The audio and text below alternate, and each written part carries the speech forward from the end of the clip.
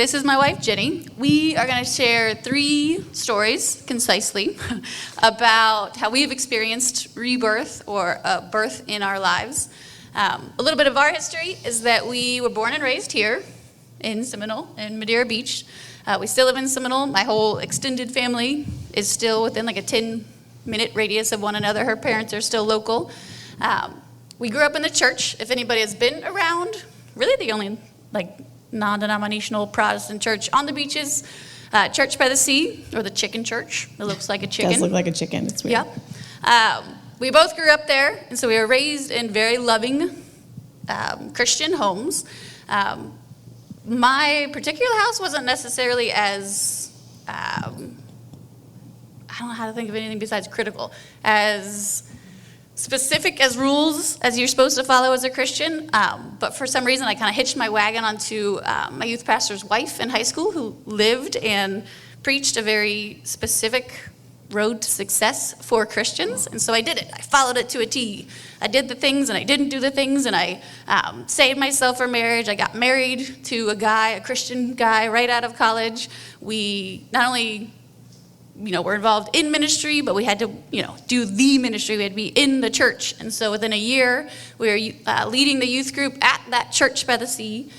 So we had checked off all the boxes. I had done all the right things to get to the first birth that we're going to talk about.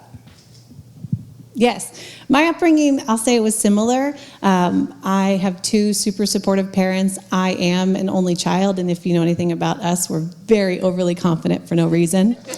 And so that, because I was always like the best in my sibling group, because there just was none. But that combined with this faith that my parents instilled in me at a young age, telling me that there was this God of the universe that had more thoughts about me than there were stars in the sky, and that I was loved unconditionally. So those 2 things combined made me a very bold person at a young age. And so I began exploring the world and going on overseas mission trips and kind of having this broad view of God expanded. And I always knew, my parents also prayed over me a lot, right, which is wonderful, great. And then they taught me to pray at a young age. And so I felt as though I got to hear the word of God and hear the voice of God. And I was in tune with that at a very early age. And so all that to be said, I believed that I was to pioneer this new path. And that was kind of a tenet of mine growing up, that I was going to pioneer this new path. And so I would travel the world and try to assist communities and work with vulnerable women. And all of that was well and great and wonderful. But there was always something more. There was something kind of next. And so that leads to our first birth. So while she traveled the world, I did not leave my little bubble of Seminole, Florida. And so my husband at the time, and her husband at the time, planted a church. We started a church together. If you know anything about Seminole, Florida, there's almost a church on every corner. And so our desire was to be, not to steal Hannah's word, but to be different. Is we don't want to do the thing that already exists, that's done better with more resources and more people, but we want to be able to do something and bring life and bring God's love to people that maybe wouldn't have heard it otherwise. And so we were super excited, started a church called Adoration Church. It still exists. We're not there so much anymore. We'll get to that in a moment. But we started this church, and so that was our first story, first birth that her and I together kind of experienced. And we loved it, and it fueled us for a long time. We loved what we were doing. She was leading the worship team. I was on the worship team.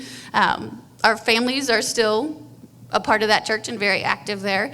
And so that was the first pivotal moment that we felt like we had done something. We had created something good together with a lot of other people's help.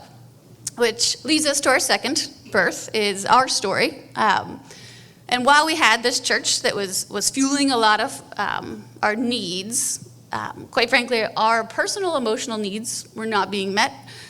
We separately had very lonely marriages.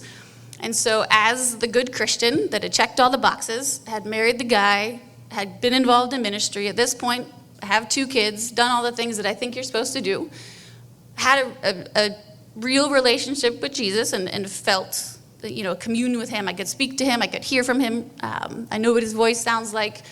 So now what? How do I, what do I do next? So the next checkbox in the Christian world was to get an accountability partner. Me. And so, again, following all the rules of Christianity, you can't have it of the opposite sex because that can be dangerous. Therefore, we did the thing we were supposed to do and got an accountability partner that is of the same gender. And since we had known each other and had been in ministry with it, known each other our whole lives, been in close ministry with one another for, a dozen years at this point, we dove in deep real quick. And so I felt like since my whole family and most of my friends were at Adoration Church, I really couldn't, it was again another self-imposed rule, but I felt like I couldn't be honest about my relationship with my husband because he was the pastor. So how do you talk crap about the pastor behind his back to members of that church who also happen to be my family? And so we confided in one another and again, followed all the rules that I thought existed for Christianity by having it of the same gender. And then other things happened. And the whole time that I'm praying over this and trying to wrestle with my feelings for her, I kept hearing Isaiah 43:19. And so if you've heard of that verse, it says, see, I am doing a new thing. Do you not perceive it? I am making a way through the wilderness and streams in this wasteland. And I kept mulling over that verse and hearing it, and it would pop up in different ways. And I actually read a different version that said something along the lines of, you won't recognize it because you haven't seen it yet. And we hadn't. The first half of our story, our lives were raised in this world where we weren't an option, where our love wasn't endorsed by our faith. And so to say we hadn't seen it was almost encouraging, right? I'm like, oh, cool, I'm going to be part of this new thing, and I don't perceive it yet because I have yet to see it, but I'm going to be this pioneer, and I'm going to, create this path, walk this road. And so what was oddly encouraging was that constantly, both separately and together, we just kept hearing this yes over us, yes over our relationship and it being holy, and yes over taking the next step, and yes to, we'd built this church, and yes, it's time for you to exit that church, And so we went from, for me, it was about a year of praying this is a danger zone. God, take these feelings away. This is bad. This is not good. This is dirty. This is not what Christians are supposed to do or feel. And then when that didn't happen, when those prayers weren't answered, I went to a little over a year of, okay, well then fine, make a way. I can't see a way to do this, to pursue this without, kind of throwing a wrecking ball through the church that we had invested in. But we did. We stayed in prayer, and we believed that what we were reading in Scripture and what we were hearing from God was reality, was the truth. And so it wasn't a seamless exit. When the worship leader announces that, no, I'm in love with the pastor's wife and we're running off together, there were lots of uncomfortable moments. There was friendships lost. There were jobs lost. You can't keep working. Yeah, when and I think that. that's a lot like a birth, right? It's great, and there's hopefully this wonderful outcome, but the process of it, a lot of people in this room know, is hard, right? You lose things like jobs and friends and things that we'd built, and so the birth process, the process of birthing our marriage, came with some losses and some sacrifices, but ultimately, like Jared said, I'd do it again. It's worth it. Mm-hmm. Well, we're not doing that again. No, we're good. We're here. We've arrived. But like we said, the Isaiah verse, he mentioned two kind of pivotal words were wilderness and wasteland. I'm making a way through the wilderness. Yeah. And so the verse is intended to be encouraging, but those two words kind of hung. And as hindsight's 20/20, as I looked back, there was one key moment in my first marriage that I realized, even though on paper we align, we've done the things and we check off of the boxes, and even though we both have a real relationship with Jesus and are Christians, we somehow don't agree on anything else at all. And one of the big things was my sister and I were blessed enough to start families pretty similar times. Her first firstborn child is 8, and my son, my secondborn, is 8 as well. And for some reason, they're both blonde, even though neither of us have a blonde hair in our head. And so we call them the cousin twins, because they were born 2 months apart. And so it was beautiful to see, it still is, to see them growing up together, and it's a great situation. But after they had their firstborn, Lily, they were having a hard time conceiving again. Ended up going the IVF route. And so, it's a long, slow journey, and you got to find out why, what's going on, what's happening. And so there was a conversation that my ex-husband had with me at the time and said, well, what are you going to do, or how are you going to say no if she asks you to carry? Like, if the issue is that her egg is great, his sperm is great, but they can't carry it, how do you say no to that? I looked at him, and after I came back into my body after a rage of fury, I said, I don't. I was like, it's an absolute yes. It's an unequivocal, no questions asked. Yes, it would be an honor, and I'm going to do it. And I don't really care what you say about this. And so it was one of those moments that I was like, oh, we don't come back from this. When you see so drastically different on moments like this, I don't know how we're ever going to restore any kind of relationship. Which leads us to our third birth story. So we had the church together, and it was great. We now have one another, and it's phenomenal. But now the last literal birth story literally could not have happened if we had remained in those marriages. Sure, and so it was an actual birth, like she said. Birth to me has always been very sacred. I had birthed 2 babies at this time, and it becomes a very holy experience, in my opinion. It's a thin space between earth and heaven. You get to see this soul kind of coming to be and God breathing into a new life, and it's just powerful. And so we felt that was a very honest place to be, and a vulnerable place to find ourselves, and something that we really would love to have shared with one another as, in marriage. But we didn't have that opportunity in our first 2 children. So I have birthed 2 at this point. She has birthed 2 at this point. Together we have 4. 4 is a lot of children. So we're like, we just don't want to add any more to our group. And so we kind of had written that off as something that we would ever be able to experience as one until. So I got a call from, I didn't get a call. That's a lie. I don't lie. Sorry. I do lie, but that's not a lie. Okay. So my college roommate reaches out to me, and we hadn't spoken in 10 years because, I'm old, not 82 old, but I'm old, and we hadn't talked in a long time. So in 10 years, she sends me a message through social media, because she didn't even have my phone number, and she says, I had a dream about you last night, and you've been in my dreams the last 3 nights, and the date of this slide into my DMs was January 27th, 2022. So she reaches out, fills me up on her life, asks what's going on in ours. We catch her up quickly, and within 4 sentences, lines of communication, I have committed to having their child.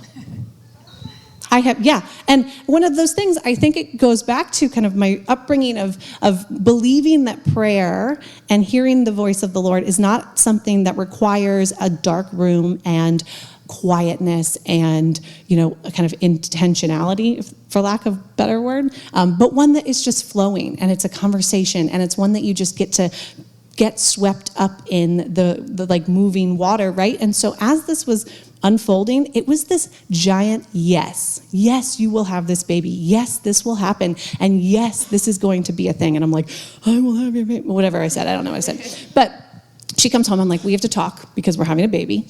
And so, no, she was great, totally on board. I wouldn't have done it without her. But that got to be then our moment to experience pregnancy and labor and delivery with one another. And I'm one of the weird people in the world that enjoy labor and delivery. I think that those hours are really cool. They're really, they can be super holy and big. So we, where am I?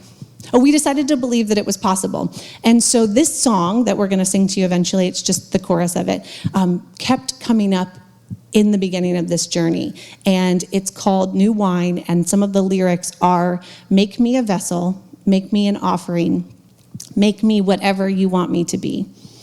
For where there is new wine, there is new power, there is new freedom, and it's in the crushing and in the pressing that you are making new wine, right? That's how wine is made. We crush and we press grapes, and then you break new ground and new wine bursts forth. And so this became my mantra during this process. And as some of you may know, IVF is hard. IVF is a hard process. It required lots of injections and medications. And during the pregnancy, I developed gestational diabetes and had to prick my finger lots and lots. And I got called geriatric the whole time. That's fun. They need to come up with a better word for that. But I was the geriatric pregnant patient, and then they were concerned about my BMI, which is always fun. And so this was a really difficult and taxing and tolling on my body pregnancy. But the whole time I had this knowing, right? I had this promise, and it was this glimpse of faith that I was choosing to hold on to, that there was going to be this new thing. There was going to be this new birth. I was going to pioneer this path, and we were going to bring new wine out of this whole process. And so it wasn't all coming up roses, but it was amazing for us. It was such an interesting birth. We ended up passing all the tests and kind of meeting all the milestones and markers that you have to meet. And so it was going well. And at about 33 weeks, they determined that I need early induction as well. And so I go through labor and labor and labor and labor and labor. And finally, we get this new life, this birth of this baby, Andy, who is super sweet. And guess what day it was on? January 27th, 2023. 1 year to the date that my college roommate had reached out and said, I had a dream about you last night, and I'm just wondering. And then it was that yes, and then it was the whole thing that led to this beautiful, beautiful birth. And so we're going to sing to you a song, of course, of one that, like I said, was encouraging to us along the way. And it's our encouragement to you to just become that new wine, to allow God to stretch you, to allow God to shed you of those old wineskins that would burst if anything new was put into you, but to become this new thing and to be expectant and hopeful and faithful in that. All right, so we're going to sing. And I think this is just, like I said, it's just a verse of the song, but allow me just to sing this over you. Allow me to make this a prayer that falls on you today. And just, I hope it encourages your soul. I hope that whatever is coming for you ahead, whatever's new, whatever God has for you, gets to get brought forth, and that you stretch and that you grow, and that you become this new thing that's beautiful and unknown. Me a vessel, make me an offering, make me whatever you want me to be.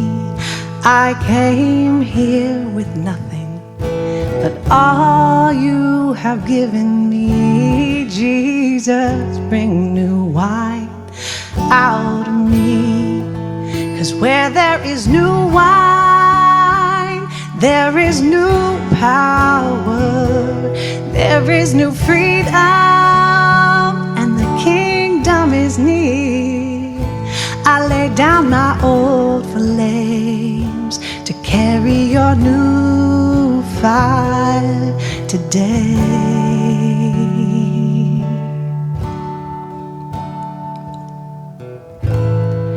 In the crushing, in the pressing, you are making new wine.